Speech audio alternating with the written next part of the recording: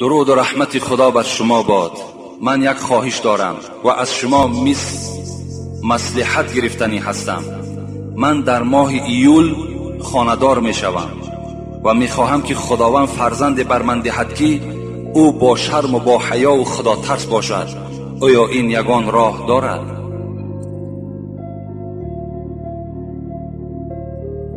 یعنی این برادر میگوید در ماه ایول من خانه‌دار می شوم و از جانب خداوند فقط خواهان آن هستم که یک فرزندی با حیا و فرزندی خدا ترس برای من نصیب گرداند. آیا این یگان راه در اسلام هست؟ Moskva, Qozog'iston با نمره 134. علاقه کنیم با شکرشو. بسم الله.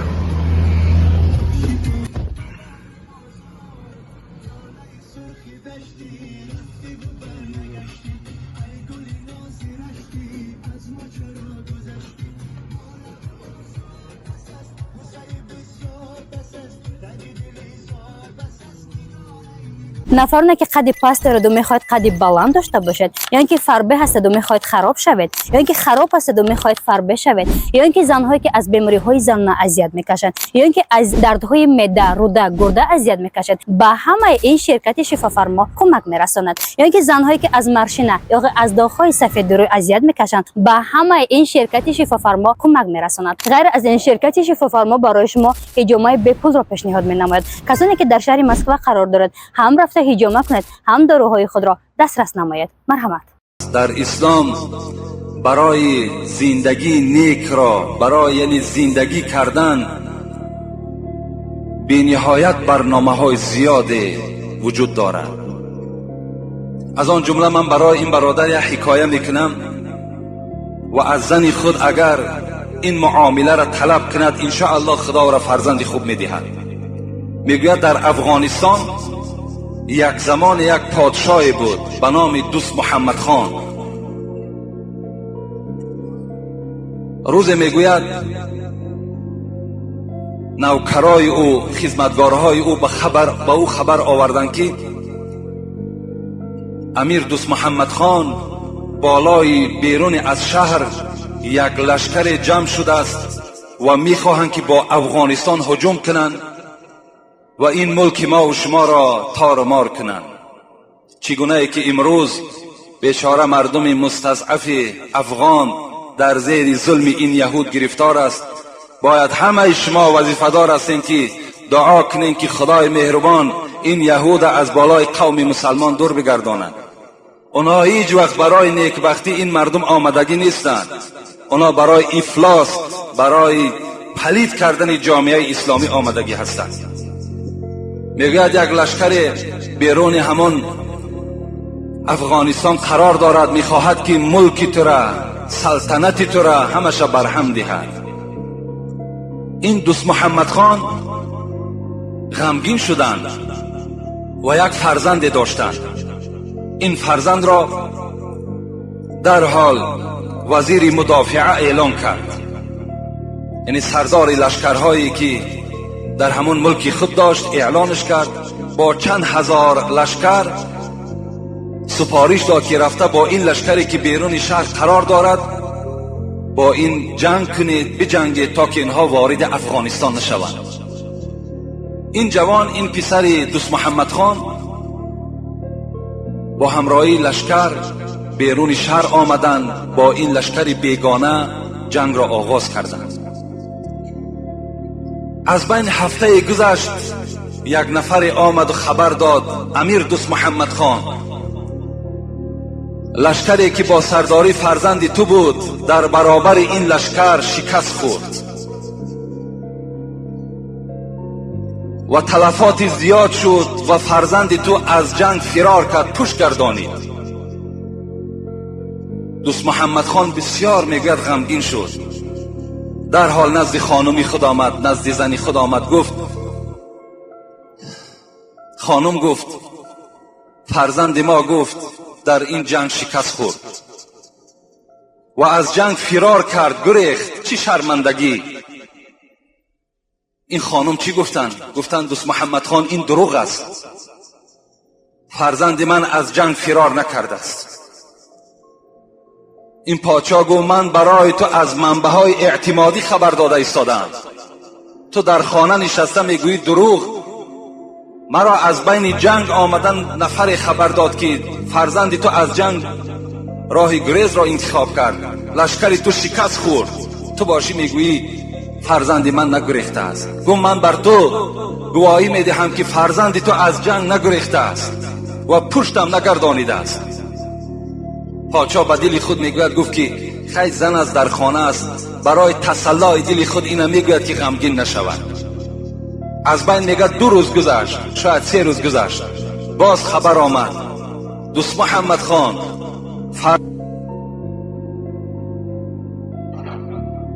و آن لشکر بیگانه را شکست داد. الحال این زمان یا زمان دیگر نزد تو فرزند تو حاضر می شود. دوست محمد خان چی خرسندی او را فرا گرفت، دوان نزد خانم خودش آمد. گفت خانم گفت فرزند ما در این جنگ غلبه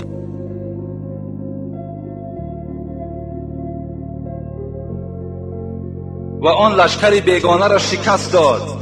الحال این زمان یا زمان دیگر نزد تو فرزند تو حاضر می شود. دوست محمد خان چی خرسندی او را فرا گرفت، دوان نزد خانم خودش آمد. گفت خانم گفت فرزند ما در این جنگ غلبه کرد، لشکر بیگانه را شکست داد. الحال منتظر وی هستیم، این زمان یا زمان دیگر در کاخ من، در قصر من داخل می شود. این زن خرسند شدند، مادرشان بودند و گفت من لیکن از یک سیر برای من آگاه کن. وقتی من بر تو خبر دادم که فرزند ما از جنگ گریخت، پشت گردانید، تو گفتی نه وی گریختگی نیست، وی فرار کردگی نیست. آیا این یگان حکمتی دارد؟ این زن یا برای تو گفت یگان الهام آمده است، یگان خواب دیدی؟ گفت نه، گفت الهام برای اولیاها هست، من زن پادشاه هستم، از کجا بر من الهام می آید؟ زاره کرد، تولا کرد که برای من آشکار کن، تو از کجا درک یافتی که فرزند ما از جنگ نگریخته است؟ میگوید این خانم اول خودداری کرد، نگفت و بعدا گفت مادام این قدر تولا و زاره داری من برای تو خبر میدهم. وقتی این فرزند در شکم من پیدا شد، من نزد خداوند عهد و پیمان کردم که پروردگارا 9 ماه من از خوراک حرام پشت میگردانم. من لقمه حرام نمیخورم، حتی لقمه مشکوکم نمیخورم. لقمه که ندانم که حلال است یا حرام، از وی هم اعتراض کردم، از وی هم پشت گردانیدم. زیرا میدانم که طلب الحلال فریضه علی کل مسلم، پیغمبر گفتند طلب کردن حلال بر همه مسلمان ها فرض است. کل جسد نبت من الحرام فالنار اولا به، هر جسدی که از حرام آب و تاب میابد وی ارزنده دوزخ است. این زن میگوید من 9 ماه لقمه حرام نخوردم که تا که لقمه من بر خون مبدل می شود و این خون در جسد فرزند می درآید و تأثیر خود در این فرزند می رساند. البته اگر مادری که لقمه حرام خورد وی لقمه به خون مبدل می شود، در جسد فرزند داخل می شود و لقمه حرام در جسد آدم مسلمان وقتی که داخل شد وی چیکار میکنه؟ 9 ماه اعتراض کردم، 9 ماه از لقمه حرام دور بودم و این فرزند به دنیا آمد. و این شوهر گفت میدانی که پشت گردانیدن در جنگ این بی‌نهایت امر قبیح هست، این بدبختی هست. اگر تو میگفتی که فرزند تو در این جنگ شهید شده است من باور میکردم، لیکن پشت گردانیدن در من باور نکردم، زیرا این من به لقمه حلال به وای رسانیدم.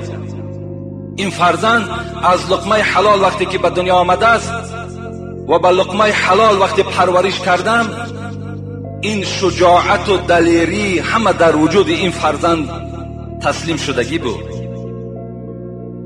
محمد طیب میگوید که در پایان همین قصه وقتی که زن پادشاه زن پادشاه وقتی که پرهیزکار شده توانیست، متقی شده توانیست، پس زن آدم عادی چگونه پرهیز کرده نمیتواند؟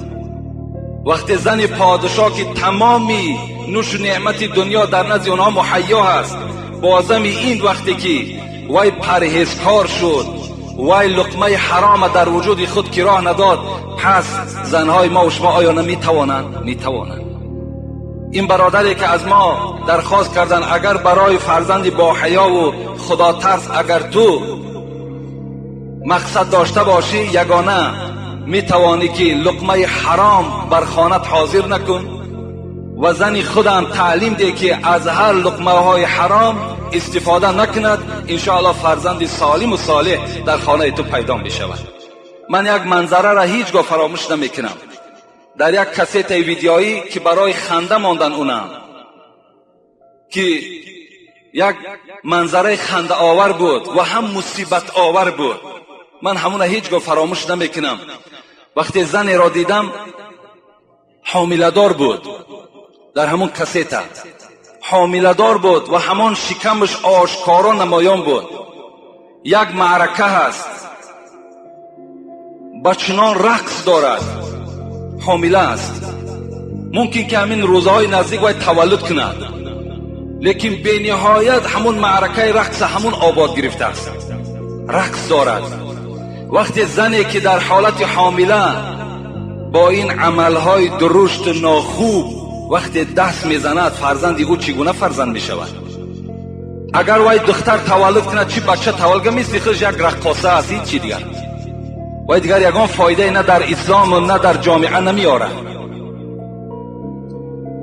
اگر زنهای ما و شما در حالت همون فرزندها در شکمشان بدن، پرهیزکار باشند، با نماز باشند، خدا ترس باشند، انشاءالله از اون فرزند ما و شما در آخر یک برکت میابیم. و الا اگر بیراه باشند، غیبتگر باشند، کوچگر باشند، از اون دیگر تو فرزندی خوب طلب نکن که زن به منزله زمین است. چگونه ای که همین زراعت ما و شما در زمین میپرتاییم که زمین و یا قوت میدهد، زمین و یا میرویاند، انا زنم به منزله زمین است.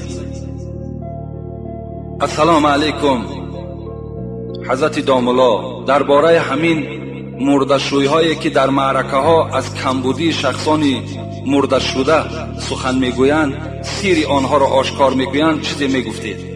یعنی یک برادر از ما درخواست کردند که بعضی مرده‌شویی هست که مرده را میشویند و آن کمبودی هایی که در همون مرده هست در بین مردم آشکارش میکنند که بدن وی این گونه هست، بدن وی این گونه هست. آیا پیغمبر در حق اینها چی گفته است؟ پیغمبر میگوید من غسل میتا فکتم علیه غفر الله له 40 مرة. این حدیث حاکم است. پیغمبر خدا گفتند کدام شخصی که یک برادر مؤمنش را، مسلمانش را میشود، تازه میکند و آن کمبودی هایی که در بدن او میبیند و او را میپوشاند، خداوند 40 بار گشته و برگشته این مرد شوینده را، این غسال مغفرت گناه میکند اگر سیر این برادرش پوشانده بگرداند. در دیگر حدیث میگوید که و من ستر مسلما ستره الله یوم القیامت. این حدیث متفق علیه است. کسی که عیب یک برادر، کمبودی یک برادرش ستر میکند، خداوند کمبودی های این مرد در روز قیامت میپوشاند، در بین محشرگاه شرمندش میکند. هست در اصل مرده‌شویی های هستند که در بین مردم تمامی کمبودی هایی که اون برادر دارد وی را خبر میدهند. اولا برادرای عزیز، ما و شما باید دائم تیار باشیم. چگونه پیغمبر میگوید استعید للموت قبل نزول الموت، پیش از آنی که مرگ بالای شما میآید شما دائم آماده مرگ باشین. یعنی دائم کاری کنین که در بدنهای شما هیچ کمبودی نباشد، تا که بعضی از این برادرای ما و شما سیری ما و شما را آشکار نکنند و ما و شما را در هم عالم ارواح هم چکار نکنند، دقت ندهند، غم ندهند. مکن غیبت اگر عقلت تمام است. سعدی میگوید این غیبت است. مکن غیبت اگر عقلت تمام است، که گفتار تو در غیبت حرام است. اگر عیبی تو گردد بر تو ظاهر، به عیبی کس کجا پرداز آخر. همون آدمی که سیر یک برادر آشکار میکند، چی از مردشوش باشد، چی از معامله های زندگی ما باشد، چی در همسایه‌داری ما باشد، همون کسانی که وقتی سیر یک برادر آشکار میکنند خودشان به عیب هستند. وقتی اونها را سعدی میگه خودت نظر کن، تو سر به سر تو عیب داری، نقص داری، کمبودی داری، پس عیب یک برادر تا کجا میکاوی؟ کجا یک برادر تا تو شرمنده میکنی؟ حتی در بالای گناه برادر دیدی وی هم بنده است، وی بی کمبودی و بی گناه نمیشود، وی آشکار در بین مردم نگو. حاتم اعظم خدا رحمت و مغفرت کند، چی یک اولیای بزرگ بودند که پیش وی میگد مردم بسیار مراجعت می آمدند، هر گونه مشکلات هاشون نزد حضرت می آمدند، بیان میکردند، حضرت با آنها توصیه های نیک میداد. روز میگه یک پیرزن آمدند، یک کمپیر آمدن نزد حاتم اعظم، برای چی کمبودی زندگی داشته است. حضرت وقتی میگوید که نزد حاتم اعظم در آمدن، اعظم گفته عرب ها کر میگویند، این لقب حاتم اعظم امین کری از کجا پیدا شد؟ میگوید وقتی که امین کمپیر که نزد حضرت حاتم در آمدن، وقتی خواستن که میشینن که همین کمپیر بیچاره را بادش میگه بلند برآمد. حاتم میگوید اینو شنید و در حال گویا که نشنیده باشد. این پیرزن بی نهایت خجالت شد، دیگر قدرت نمیکرد که آن مشکلاتی که دارد نزد حاتم بیانش کند. بی نهایت یک مقدار نشستن، حاتم هم خب بود، کمپیرم خب بود. بعد این کمپیر گشته گفتن ای حاتم، گفتن من یک مشکلات دارم نزد شما آمدم. حاتم بینین، آدم مسلمان بینین، برای آنه که همین کمپیر خجالت نشود، سیری وی پوشیده بماند، به سوی همین کمپیر گفت، مادر گفت بلند گپ زن که من کر هستم. بلند گپ زن گفت من کر هستم. میگوید این پیرزن باز بلند گفتند، باز حاتم گشته گفتند، مادر گفتند بخشش زیاد، من بی نهایت کر هستم، بلندتر گپ زنید.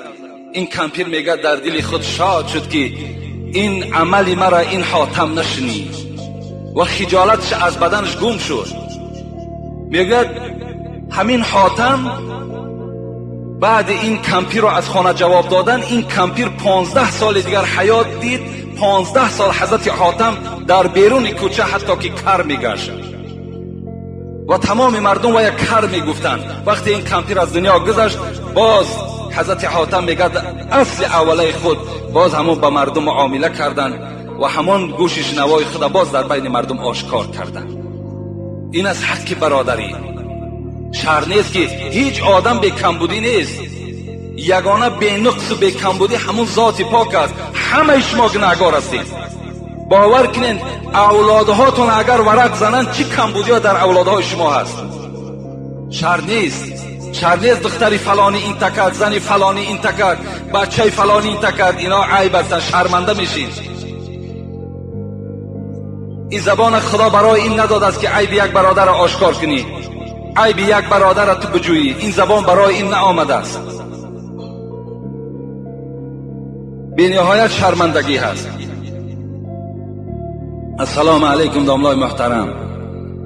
سوال من این است، بعضی از کسان در نماز با جامه و ریششان و انگشتانشان بازی میکنند، این چه حکم دارد؟ در اصل نماز این ستون دین است. نماز عبادتی هست که مسلمان را از کافر جدا میکند. یگانه عبادتی هست که بنده با خدای خود راز میگوید. باید که در حالت نماز ما و شما هیچ حرکت ها نداشته باشیم، به هیچ طرف نگاه نکنیم، نه به انگوشمان، نه به ریشمان، نه به جاممان باید که بازی نکنیم. دست های ما و شما زیر ناف بسته، چشم های ما و شما فقط به سجدگاه باید نظر کند، نه به هر جانب دیگر. این نماز است. پیغمبر میگوید ان تعبد الله کانک تراه فان لم تکن تراه فانه یراک. شما خدا را چنان عبادت کنید که گویا که خداوند نزد شماست و شما را نظارت دارد. این چنین خدا را عبادت کنید. تصور کن که خداوند نزد تو و تو را نگاه دارد. انا همین خیل عبادت کن. میگوید روز پیغمبر خدا نگاه کردن که یک توده مردم با ریش‌های خود بازی میکردند. چی گفتند؟ گفتند لو خشع قلب هذا لخشع جوارحه. اگر دل همین بنده ترسننده به سوی خدا میشد، هر آینه این به بدن خود بازی نمیکرد. باید تمام اعضاهای ما از خدا بترسد در حالتی که ما در نماز راست میستیم. حاتم اصم باز میخواهم یک قصه یادم آمد. همین حاتم اصم وقتی میپرسن که تو وقتی در نماز میخواهی که نماز خوانی چگونه نماز میخواندی؟ میگو وقتی نماز میشد من طهارت میکردم و در بالای جای نماز می آمدم، یک مدتی می نشستم که تمام اعضای من آرام گیرد. وقتی اعضای من آرام می گرفت راست می شدم و تصور می کردم که قبله در پیش من است و خود را تصور می کردم که در بالای پول صراط ایستادگی هستم و چنان تصور می کردم که در طرف راست من جنت است و در طرف چپ من دوزخ است و چنان تصور می کردم که حضرت عزرائیل در پس پشت من ایستادگی است و گمان می کردم که همین نمازی که الحال من می خوانم آخران نماز من هست. شاید که من به نماز عصر نرسم، شاید من به نماز شام نرسم. این تصور نگاه در خیال من می گذشت. و دیگر چیزی که مرا می ترسانید این بود که آیا این نماز من نزد خدا قبول شد یا نشد. حاتم اصم می گفتن این گونه من نماز می خواندم. البته ما و شما باید پیرو حاتم اصم باشیم، باید پیرو دوستان خدا باشیم، باید پیرو ابوبکر باشیم. ابوبکر میگه در نماز میدیدی گویا که یک چویی که در زمین خلاندگی است که حرکت ندارد، مثل همون حرکت مثل همون نماز میخواند. حضرت علی میگوید وقتی نماز خوانی می آمد گویا که همین یک جریان الکتریکی زده باشد، میلرزید. میگفت من نزد خالق میستم، نزد ذاتی میستم که اگر در یک میجه زدن دنیا را چپه میکند، نزد او ایستادگی هستم، نزد ذاتی هستم که وای ذات گفتگی هست که این عرضنا الامانه علی السماوات والارض والجبال فابین ان یحملناها و یشفقن منها و حملها الانسان انه کان ظلوما جهولا.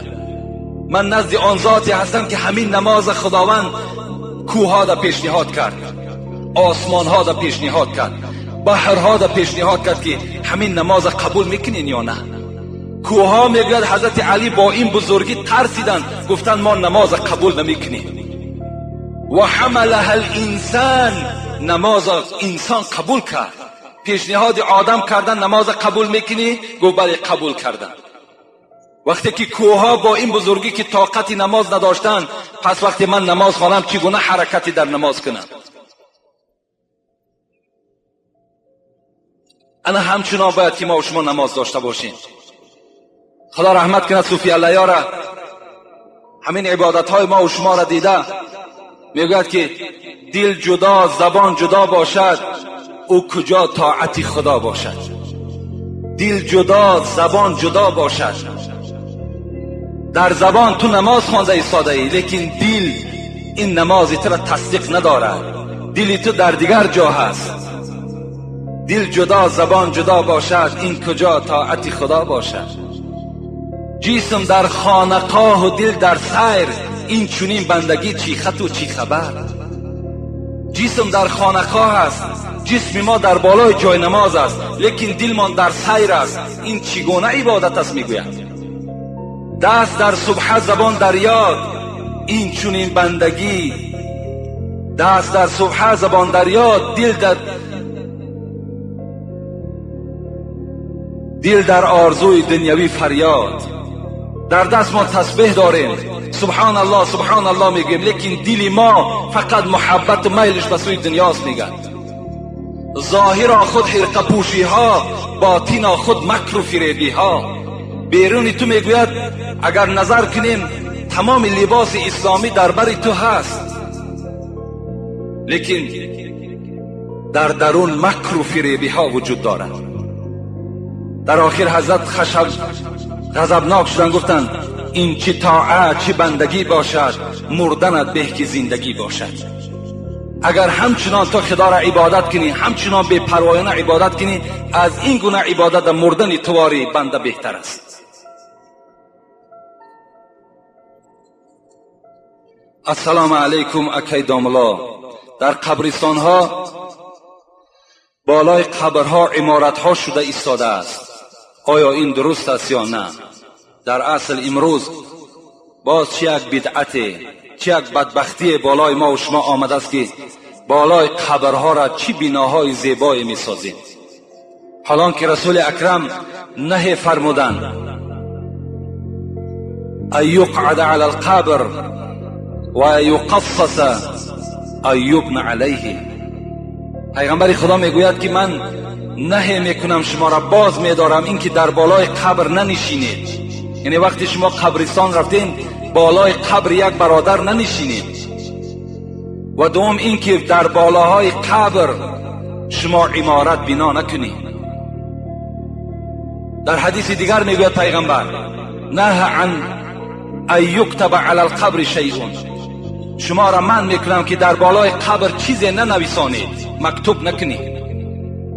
اینها نهی از پیغمبر ما و شماست. قبرهای ما و شما باید عادی باشند. بالای قبرها به نهایت خوب می شود که شما یک درخت شینانید و یا آب دهید تا وقتی که وی سبز است و در حق مرده های شما، اگر بعضی بچه های داشته باشند که تبارک خان نباشند، یاسین خان نباشند، از همین خیل فرزند همون درخت بهتر است که در حق هم پدر مادر وی تسبیح میگویند.